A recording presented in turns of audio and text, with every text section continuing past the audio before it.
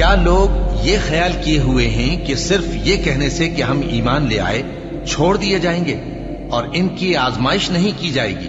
اور جو لوگ ان سے پہلے ہو چکے ہیں ہم نے ان کو بھی آزمایا تھا اور ان کو بھی آزمائیں گے، سو اللہ ان کو ضرور معلوم کرے گا جو اپنے ایمان میں سچے ہیں اور ان کو بھی جو جھوٹے ہیں۔ کیا وہ لوگ جو برے کام کرتے ہیں یہ سمجھے ہوئے ہیں کہ یہ ہمارے قابو سے نکل جائیں گے؟ جو فیصلہ یہ کرتے ہیں برا ہے۔ جو شخص اللہ کی ملاقات کی امید رکھتا ہو تو اللہ کا مقرر کیا ہوا وقت ضرور آنے والا ہے، اور وہ سننے والا ہے، جاننے والا ہے۔ اور ہم کسی قدر خوف اور بھوک اور مال اور جانوں اور میووں کے نقصان سے تمہاری آزمائش کریں گے، اور صبر کرنے والوں کو بشارت سنا دو کہ ان لوگوں پر جب کوئی مصیبت واقع ہوتی ہے تو کہتے ہیں کہ ہم اللہ ہی کا مال ہیں اور اسی کی طرف لوٹ کر جانے والے ہیں۔ یہی لوگ ہیں جن پر ان کے پروردگار کی عنایتیں ہیں اور خصوصی رحمت بھی ہے، اور یہی سیدھے رستے پر ہیں۔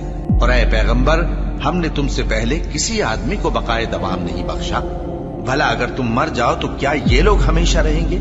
ہر شخص کو موت کا مزہ چکھنا ہے، اور ہم تم لوگوں کو سختی اور آسودگی میں آزمائش کے طور پر مبتلا کرتے ہیں، اور تم ہماری طرف ہی لوٹ کر آؤ گے۔ کوئی مصیبت زمین میں اور خود تم پر نہیں پڑتی مگر بیشتر اس کے کہ ہم اس کو پیدا کریں ایک کتاب میں لکھی ہوئی ہوتی ہے، اور یہ کام اللہ کو آسان ہے۔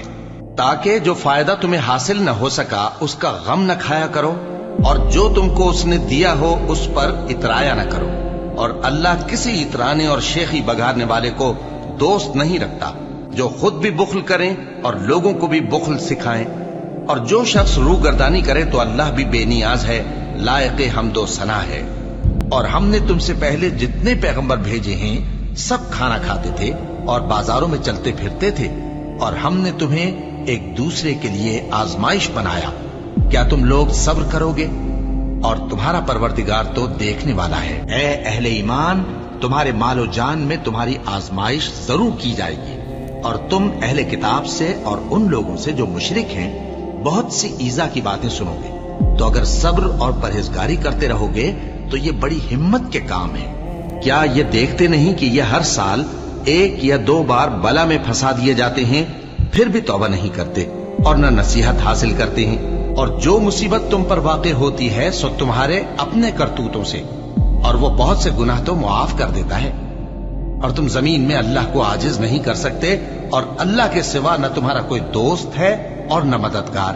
کیا تم یہ خیال کرتے ہو کہ یوں ہی بہشت میں داخل ہو جاؤ گے، اور ابھی تم کو پہلے لوگوں کی سی مشکلیں تو پیش آئی ہی نہیں؟ ان کو بڑی بڑی سختیاں اور تکلیفیں پہنچیں، اور وہ صعوبتوں میں ہلا ہلا دیے گئے، یہاں تک کہ پیغمبر اور مومن لوگ جو ان کے ساتھ تھے سب پکار اٹھے کہ کب اللہ کی مدد آئے گی۔